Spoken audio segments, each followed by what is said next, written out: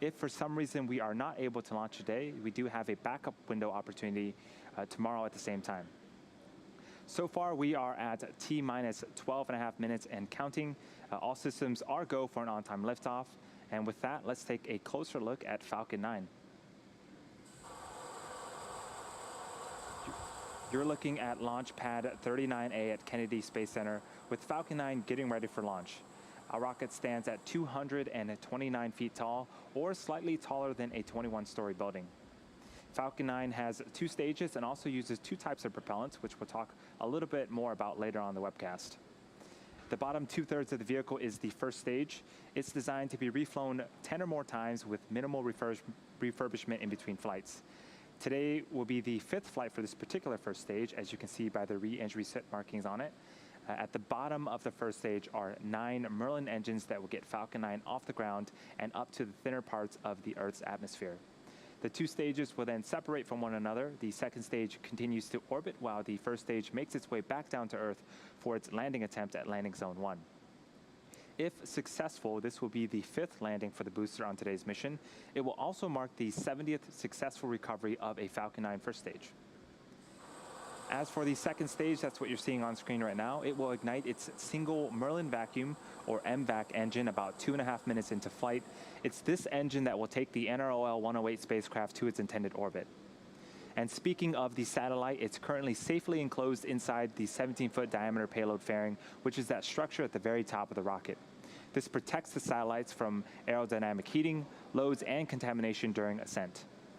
Once we reach the vacuum of space, we will jettison the fairing halves while the second stage continues to orbit. For today's mission, both fairing halves are brand new. We're also going to be attempting to retrieve them from the water today using our recovery ships, Miss Tree and Go Searcher. One thing to notice is some unique artwork on the fairing. This was chosen by the NRO because gorillas are peaceful animals but can be fierce when necessary, acting quickly to defend themselves and warn others at any sign of a threat. And like the gorilla, this mission is constantly vigilant and ready to defend its own, demonstrating the NRO's commitment to protecting the United States' warfighters, interests, and alliances. We're coming up on 10 minutes to launch. All conditions continue to be green for liftoff. At the T-minus 38-minute mark, the SpaceX launch director held the go, no-go poll for propellant load and launch. We're currently working no issues on the Falcon 9 vehicle. Falcon 9 also began loading propellant since the T-minus 35-minute mark when we started loading fuel into both stages and oxidizer into the first stage. Our fuel is a refined form of kerosene known as Rocket Propellant 1, or RP1. Fuel is fully loaded on the second stage and will finish loading on the first stage at around the T-minus 6-minute mark. And as I mentioned a moment ago, our oxidizer is super chilled liquid oxygen. We also refer to it as LOX. LOX is currently being loaded into both first and second stages, and we load it as late as possible to keep it from warming up and decreasing performance. We're also finishing helium loading. As the Merlin engine pumps pull RP1 and LOX out of the tanks, we need to fill this empty volume called the ullage. We use the helium stored in pressure vessels and expand it using heat from the Merlin engine gas generator's exhaust. In about 2 minutes, at T-minus 7 minutes, engine chilling will begin. This is where we allow a small amount of super chilled liquid oxygen to flow past the turbopump inlets, cooling them to avoid thermal shocks when we light the Merlin engines at T-minus 2 seconds. If we happen to have another hold to the countdown today, we do have another 3-hour launch window that could allow us to reload the ultra-cold liquid oxygen and make another launch attempt today. Again, this presumes that we understand whatever caused us to hold the count and can safely proceed with recycle and launch. If we can't launch today, we do have a backup opportunity tomorrow around the same time. For the range, everything is looking green and they are standing by ready to support today's mission. For weather, it's looking much better than Thursday with only a 10% chance of violation. All systems are go for a liftoff at 9 a.m. Eastern Time. As I mentioned earlier, the National Reconnaissance Office, or NRO, is a joint Department of Defense intelligence community organization responsible for developing, launching, and operating America's signals, imagery, and communication satellites. Here's a closer look at the NRO and its capabilities.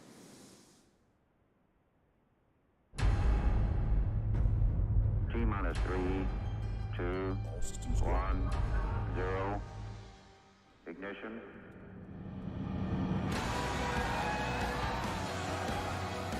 We are the agency that made the impossible possible, protected the world, and brought technology to levels undreamt of. Go Atlas, go Centaur.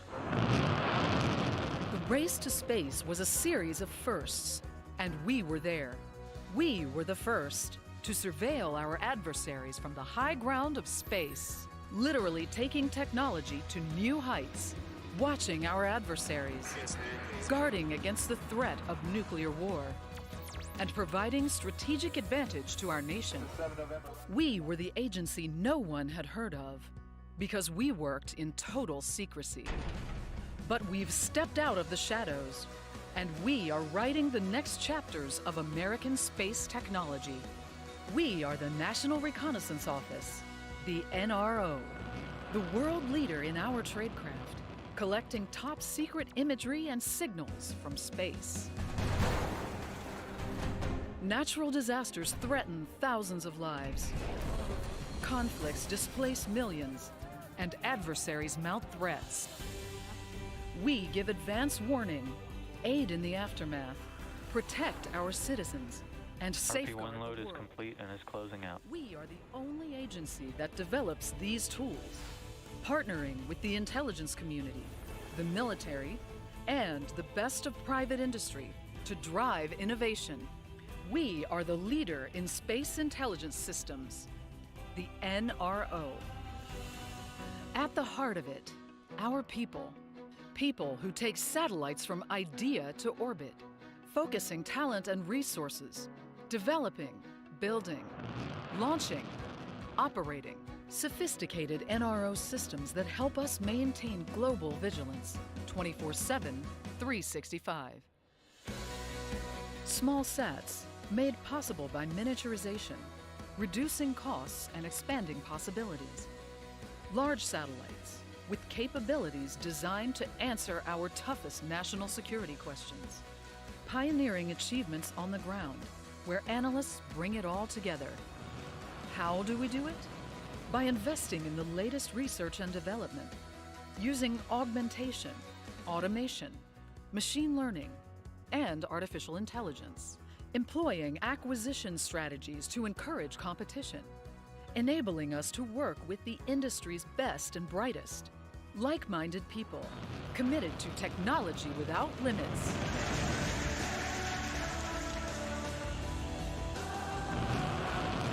This is where careers rise to heights unimagined, where you can take your eyes and ears into space. We deliver, under budget and on schedule, meeting and exceeding expectations, to answer questions yet unasked. We develop new technologies every day and put them to use in record time in the high ground of space. No one can match us. The National Reconnaissance Office, the world leader in intelligence gathering. We are the NRO.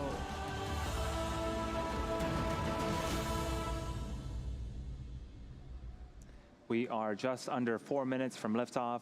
Falcon 9 is now moving into the final stages of the countdown, and the vehicle remains in good health. Just a few minutes ago, we finished RP1 loading on the first stage. And right now, the transport erector is beginning to retract away from Falcon 9 to provide clearance for liftoff. At the T-minus 3 minute mark, liquid oxygen should finish loading on the first stage. And at the T-minus 2 minute mark, liquid oxygen will finish loading on the second stage, which is the last of propellant loading for the vehicle. At T-minus 1 minute, Falcon 9 is in startup. This means that the rocket's autonomous internal flight computers are now controlling the launch countdown. The range continues to be green for launch. The weather is also continuing to look great. As a reminder, if we don't launch today, we do have a backup opportunity tomorrow at 9 a.m. Eastern.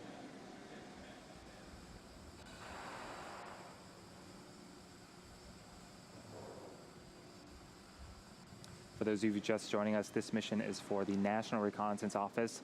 The payload today is NROL 108. This will be our second mission for the NRO and the 9th for national security customers.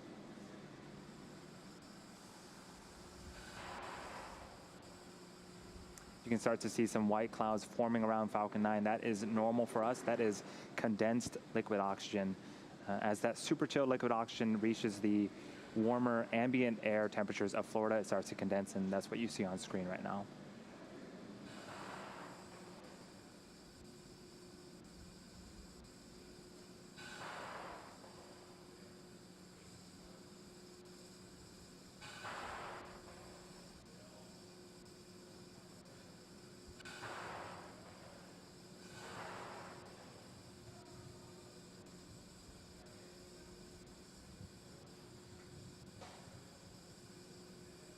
Just a few minutes from liftoff of Falcon 9. This is the 26th and final mission for us at SpaceX for 2020.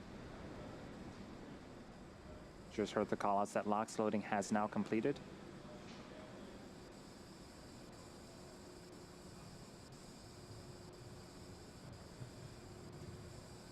Gas launch closeout.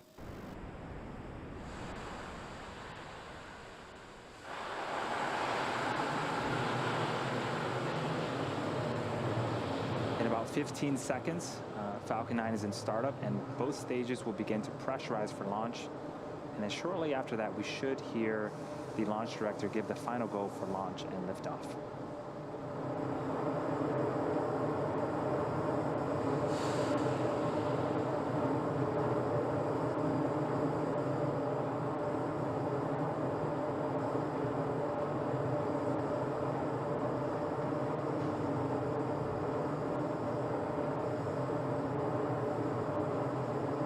Falcon 9, NRL 108, go for launch. And you heard it, we are good for launch. NROL 108, 30 seconds from liftoff. Let's tune in and see Falcon 9 T-minus 30 head seconds. to space.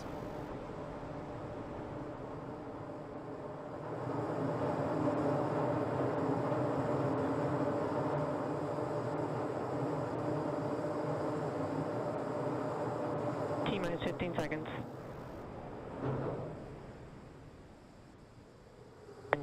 9, 8, 7, 6, 5, 4, 3, 2, 1, 0. Ignition and liftoff.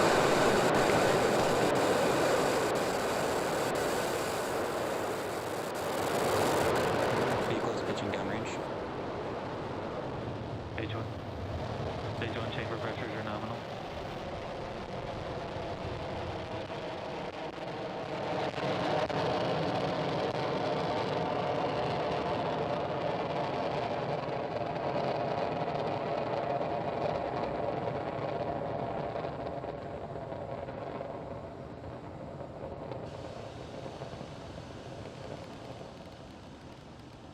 We are T plus 40 seconds into flight. That is a gorgeous shot of Falcon 9.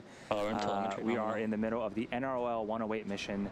Falcon 9 is currently throttling down to prepare for max Q at T plus 1 minute and 12 seconds. Max Q is where the vehicle will experience the highest amount of aerodynamic pressures. Falcon is supersonic.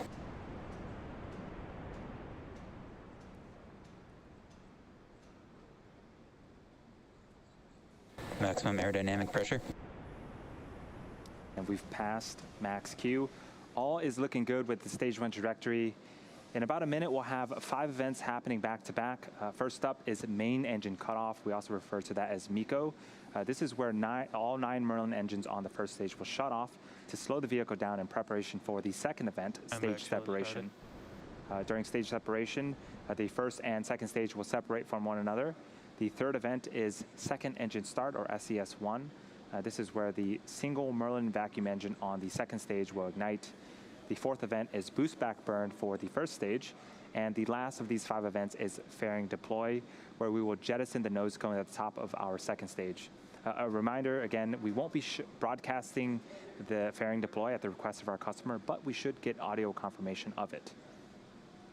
We're about 15 seconds away from the first of those 5 events, main engine cutoff.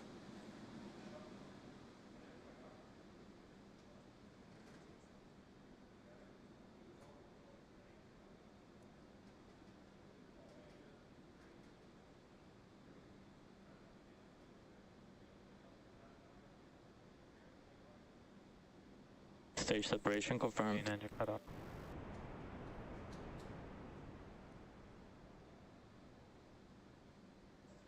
Second staging. Stage 1, boost back startup.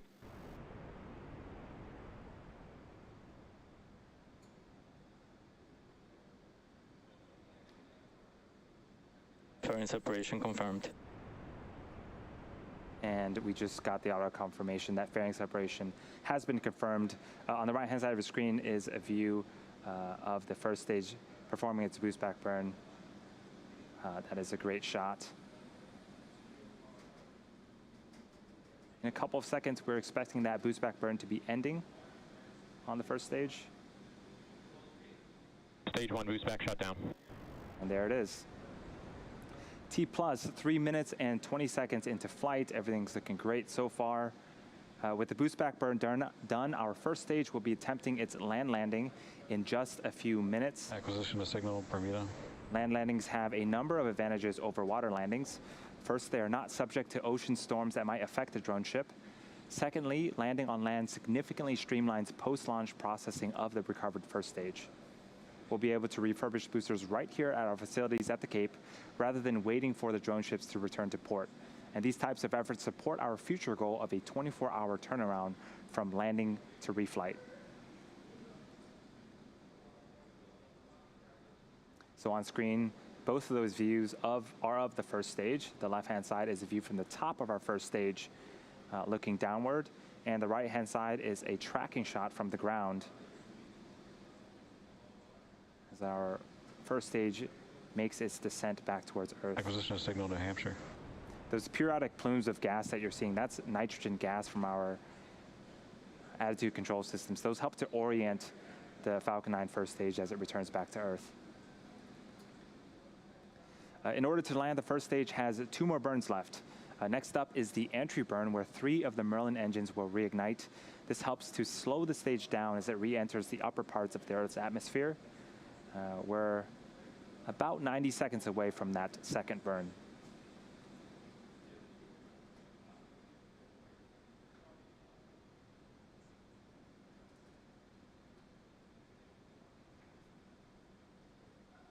Second stage following a nominal trajectory. Second stage seems to be doing great. If you've been watching our previous webcasts, usually at this point we have a view of our first and second stages. Again, as a reminder, per our customer's request, we will not be showing any views of the second stage. So for now, we'll be watching the first stage make its returned and eventual landing attempt at landing zone 1 in Florida.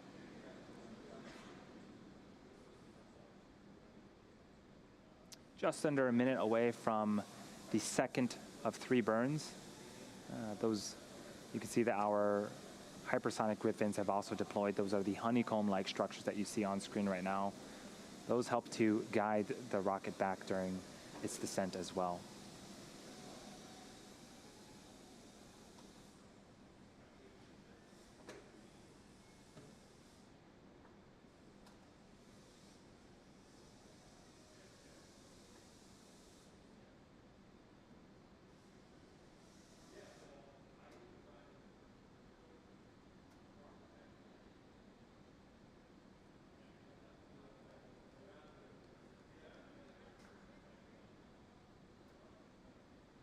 Just a few seconds away from the entry burn beginning.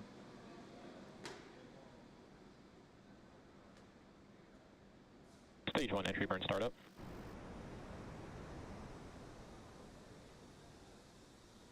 And you can see on screen 3 Merlin engines have relit and are currently slowing the stage down. This burn lasts for a total of 26 seconds.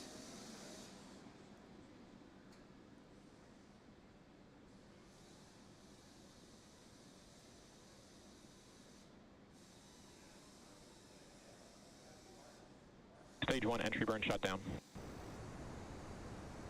And the second burn for the first stage is done. Next up is the landing burn, about 40 seconds away. During the first stage landing burn, a single Merlin engine will relight and slow the vehicle down for its 5th landing attempt at landing zone 1 in Florida. About 25 seconds later, you can see that we can start to see the Earth approaching as the first stage continues to make its descent. As a reminder, we are ending the webcast after Falcon 9 lands, and we won't be sharing any views of our second stage at the request of our customer.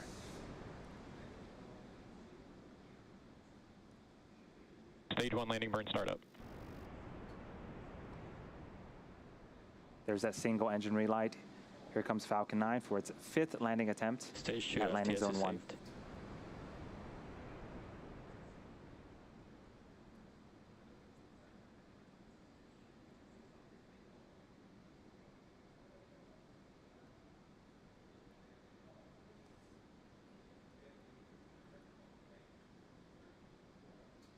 Stage 1 landing leg deploy. Stage 2 start of terminal guidance. And Falcon 9 does it again. That's 5 times for this booster, and the 70th successful recovery of a Falcon 9 to date. Congratulations to all those that have been working on today's mission. As we mentioned earlier, at the request of our customer, the National Reconnaissance Office, we are concluding our webcast coverage early today. We want to thank the NRO for entrusting us with today's launch. A special thanks to the 45th Space Wing for range support, and to the Federal Aviation Administration for licensing support. Nominal orbit insertion. Today's mission marks the 26th and final launch of 2020. For all of those tuning in, have a happy and healthy new year. Thank you for watching, and we'll see you all in 2021.